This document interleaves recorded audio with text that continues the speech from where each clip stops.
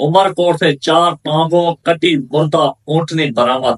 کچھ عرصہ پہلے یہاں سے ایک ٹانگ کاٹ دی گئی تھی ایک سردار کی جانب سے، لیکن اب ایک مردہ حالت میں اونٹنی ملی ہے جس کی 4 ٹانگیں کاٹی ہوئی ہیں۔ اس پر تمام تفصیلات کے ساتھ آپ کو میں بتاتا ہوں۔ جس کے بعد اب آ جاتے ہیں فواد چودھری کی جانب۔ فواد چودھری نے کہا ہے کہ جب تک حامد خان سے جان نہیں چھڑوائیں گے صحیح اپوزیشن نہیں کر سکتے۔ انہوں نے پی ٹی آئی کو مشورہ دیا ہے کہ آپ جب تک حامد خان سے جان نہیں چھڑوائیں گے اس وقت تک آپ صحیح اپوزیشن نہیں کر سکیں گے۔ جس کے بعد مریم نواز کے خطاب کے دوران ہنا پرویز اور عظما کارتار کی نوک جھوک ویڈیو وائرل۔ یہ کیا معاملہ ہے یہ میں آگے آپ کو بتاتا ہوں۔ مذہبی سکالر بھی عمران خان اسٹیبلشمنٹ معاملات طے کرنے میں ناکام رہے ہیں۔ عمران خان کے اسٹیبلشمنٹ کے ساتھ مذہبی سکالر بھی لگے ہوئے تھے کہ عمران خان اور اسٹیبلشمنٹ کے جو معاملات ہیں وہ طے ہو جائیں، لیکن نہیں ہوئے۔ جس کے بعد حامد خان نے کہا ہے کہ فواد چودھری پارٹی میں واپس کس منہ سے آئیں گے۔ ٹھیک ہو گیا۔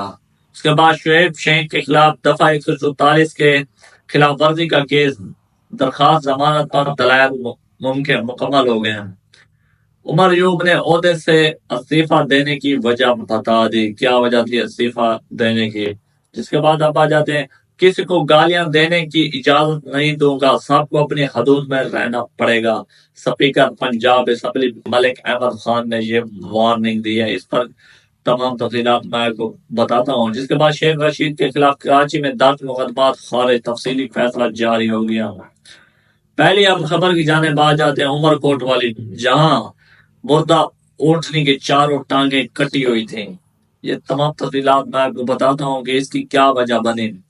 یہ جی صوبہ سندھ کا ضلع عمر کوٹ کی ایک تحصیل کندری کے قریب 4 ٹانگیں کٹی ہوئی مردہ اونٹنی ملی ہے۔ اونٹنی کے مالک عبدالشکور کپوری کے مطابق اونٹنی کچھ عرصہ سے بیمار تھی، کل دوسرے اونٹ کے ساتھ چرنے گئی تھی۔ انہوں نے بتایا کہ واقعے کا صبح گاؤں کے لوگوں کی اطلاع دینے پر معلوم ہوا۔ ابھی معلوم نہیں ہے کہ زندہ اونٹنی کی ٹانگیں کاٹی گئی ہیں یا مردہ اونٹنی کی ٹانگیں کاٹی گئی ہیں۔ اس کے بعد اونٹنی کے مالک کا کہنا ہے کہ کسی پر الزام لگانا نہیں چاہتا، ابھی معلومات کر رہے ہیں۔ تاحال اونٹنی کے مالک کی جانب سے پولیس کو واقعے کی اطلاع نہیں دی ہے۔ انہوں نے پولیس کو بھی واقعے کی اطلاع نہیں دی ہے کہ یہ واقعہ ہوا ہے۔ اس کے برعکس یاد رہے کہ چند دنوں میں صوبہ سندھ میں اونٹنی کی ٹانگ کٹنے کا یہ دوسرا واقعہ ہے۔ چند روز قبل سانگڑ میں گڈیرے کی جانب سے ایک اونٹنی کی ٹانگ کاٹ دی گئی تھی، جسے علاج کے بعد اب مصنوعی ٹانگ لگا کر کھڑا ہونے کے قابل کر دیا گیا ہے۔ یہ گورنر سندھ صاحب اٹھا گئے تھے، وہ کامران قصوری صاحب، پھر انہوں نے ان کا علاج بھی کیا اور بہت کچھ انہوں نے لگایا اس اونٹنی پر۔ تو وہ ایسے کام کرنے کے لیے بالکل سٹرونگ مائنڈ کے مالک ہیں اور سٹرونگ دل رکھتے ہیں۔ جس کے بعد اب آ جاتے ہیں فواد چودھری والی خبر کی جانب، جس میں وہ کہتے ہیں جی حامد خان کو پی ٹی آئی سے نکالنا پڑے گا، اس کے بعد جا کے اپوزیشن ہوگی۔ انہوں نے کہا کہ سب سے زیادہ نقصان حامد خان نے ہی دیا ہے پارٹی کو۔ لاہور کی انتخابی دہشت گردی عدالت کے بعد فواد چودھری نے میڈیا سے گفتگو میں حامد میر کے بیان پر رد عمل دیتے ہوئے کہا کہ حامد خان چاہتے 21 سے بڑے لوگ پی ٹی آئی میں نہ آئے۔ حامد خان کہتے ہیں جہاں میری پہنچ ہے اس میری پہنچ سے بڑے لوگ یہاں نہ آئے پی ٹی آئی میں۔ انہوں نے کہا کہ عزم استحکام آپریشن شروع ہونے سے پہلے متنازع ہو گیا، حکومت جو قانون لانا چاہ رہی ہے اس سے عدلیہ تباہ ہو جائے گی۔ جس کے بعد میں آپ کو بتاتا چلوں کہ فواد چودھری وہ حیثیت ہے کہ نون لیگ کی تمام تر وہ لوگ ہوتے تھے جب اپوزیشن میں، اور وہ پیپل پارٹی بھی اپوزیشن میں تھی، یہ دونوں جماعتیں اپوزیشن میں تھے، مولانا فضل الرحمان بھی اپوزیشن میں تھے 18 سے 22 تک۔ تو یہاں سے صرف ایک فواد چودھری ہوتا تھا جو سب کو جواب دینے والا، بہت ہی اچھے طریقے سے جواب دیتا تھا۔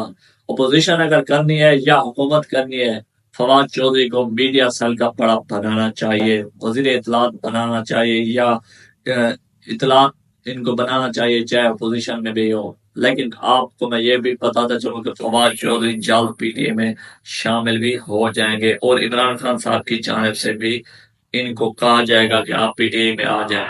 جس کے بعد فواد چودھری نے کہا میں تو عمران خان صاحب کے کہنے پر گیا تھا، پارٹی چھوڑی تھی۔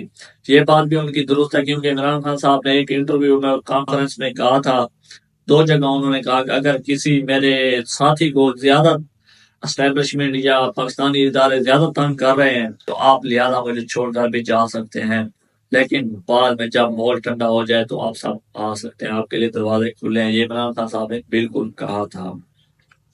اس کے بعد آپ آ جاتے ہیں مریم نواز کے خطاب کے دوران عظمی قرارداد اور ہنا پرویز بٹ کے درمیان کیا تاک کلامی ہوئی۔ یہ ہوئی کہ مریم نواز کے خطاب کے متعلق ویڈیو کلپ سوشل میڈیا پر وائرل ہے، جس میں وہ اپنے 100 دن کی کارکردگی سے متعلق بات کر رہی ہے۔ مریم نواز کے خطاب کے دوران اپنے 100 دن کی کارکردگی کا گزشتہ حکومت سے بھی موازنہ کیا۔ جی یہ تو بہتر ہے کہ گزشتہ حکومت جو تھی انہوں نے تو خود دعویٰ کیا تھا پی ٹی اے کے کہ ہم 100 دن میں پاکستان کو کہاں سے کہاں لے جائیں گے، لیکن کچھ بھی نہ ہو سکا۔ لیکن مریم نواز نے یہ دعویٰ نہیں کیا تھا، لیکن انہوں نے یہ پورا کر کے دکھایا ہے۔ جس کے بعد مریم نواز کی بالکل پچھلی سیٹ پر جو ہوتا ہے عظمی قرارداد بیٹھی تھی، اس کے بعد اب آ جاتی ہے ہنا پرویز بٹ۔ وہ اس کو کہتی ہے کہ آپ یہاں سے اٹھیں، وہ کہتی ہے آپ صبر کر جائیں، میں بیٹھی ہوں۔ تو جس کے بعد وہ ضد ہو گئی، اور جیسے ان دونوں کے آپس میں تکرار شروع ہوئی، بات شروع ہوئی، تو مریم نواز کے ساتھ بیٹھی تھی مریم اورنگزیب، انہوں نے پیچھے دیکھ کر پھر خاموش ہو گئی۔ میرے حساب سے اس نے عظمی قرارداد کو آنکھیں دکھائی ہوں گی کہ آپ لہٰذا چلے جائیں۔ جیسے انہوں نے پیچھے دیکھ کے آگے دیکھا تو عظمی قرارداد اٹھ گئی اور ہنا پرویز بٹ بیٹھ گئی۔ عظمی قرارداد پھر تیسرے نمبر والی جو لائن ہوتی ہے اس میں جا کر بیٹھ گئی۔ تو ایسا رویہ ان لوگوں کو نہیں کرنا چاہیے اپنے ورکر کے ساتھ۔ کچھ عرصہ پہلے 2 منتھ ہونے والے ہیں، یہی عظمی قرارداد بیٹھی تھی اور کھانا کھا کے اٹھی تو مریم نواز کو ملنے لگی، تو مریم نواز نے اس کا ہاتھ یہاں سے ایسے پھینک دیا، اور پھر اس کو سوشل میڈیا پر بڑے ہی کچھ کہا گیا، لیکن اس عورت نے برداشت کیا۔ اس کے بعد ایک ذرائع سے خبر ملی ہے کہ مذہبی اسکالر بھی عمران خان اسٹیبلشمنٹ معاملات طے کرنے میں ناکام رہے ہیں۔ یہ کون سے بہت بڑے مذہبی اسکالر ہو سکتے ہیں؟ میرے حساب سے تو مولانا طارق جمیل ہو سکتے ہیں، کیونکہ وہ عمران خان صاحب کے بڑے فین تھے۔ جنرل قمر جاوید باجوہ کے بھی وہ بڑے فین تھے۔ آپ کو یاد ہوگا کہ وہ بہت دعائیں کرتے تھے کہ اللہ تعالیٰ نے ہمیں بہت بڑا حکمران دیا ہے۔ تو وہ بھی ناکام ہو چکے ہیں۔ یہ مذاکرات جو الیکشن تھا 8 فروری سے پہلے ہی مذاکرات معاملات طے پانے کی کوشش کی گئی، لیکن اسٹیبلشمنٹ نہ مانی۔ عمران خان تمام باتیں ماننے کے لیے تیار تھے۔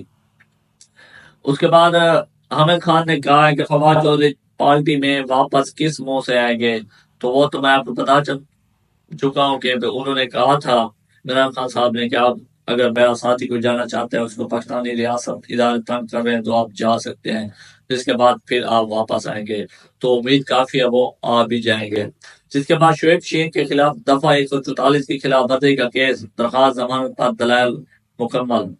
تو ضمانت ابھی نہیں ہوئی، تو وہاں کہا گیا ہے کہ شعیب شہین کے وکیل تھے، انہوں نے کہا کہ آپ بتائیں کہ ایک سپریم کورٹ کا ممبر ہے پڑا شعیب شہین، وکلا ہے پڑا، اس پر شہادت دہشت گردی کی ایف آئی آر کیسے کاٹی گئی؟ ان پر یہ کہا گیا کہ انہوں نے ایک وائرلیس موبائل جو ہوتا ہے پولیس کے پاس وہ کھینچا ہے اور ایک پستول کھینچا ہے۔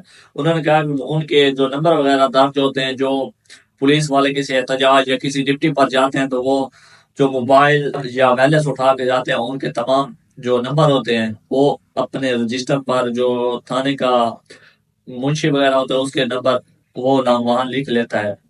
تو وہ آپ ثابت کریں ہم نے کہاں کھینچے، اور وہاں کی جگہ کی ویڈیو ہے، ہم نے کسی پولیس والے سے بدتمیزی کی ہے تو آپ بتائیں انہوں نے ہمارے ساتھ بدتمیزی کی ہے۔ یہ بات تو بالکل درست ہے، لیکن پھر ابھی تک یہ فیصلہ نہیں ہوا۔ اس کے بعد عمر ایوب نے جو استعفیٰ دیا ہے جنرل سیکرٹری کے عہدے سے، تو فائنانس سیکرٹری کے بھی انہوں نے وجہ بتا دی ہے کہ لاہور سے میڈیا لاہور میں میڈیا سے گفتگو کرتے ہوئے عمر ایوب نے کہا کہ مصروفیات کے باعث general secretary P T I کے عہدے سے استعفیٰ دیا۔ انہوں نے کہا کہ وزیر اعظم نے تسلیم کیا کہ یہ آئی ایم ایف کا بجٹ ہے۔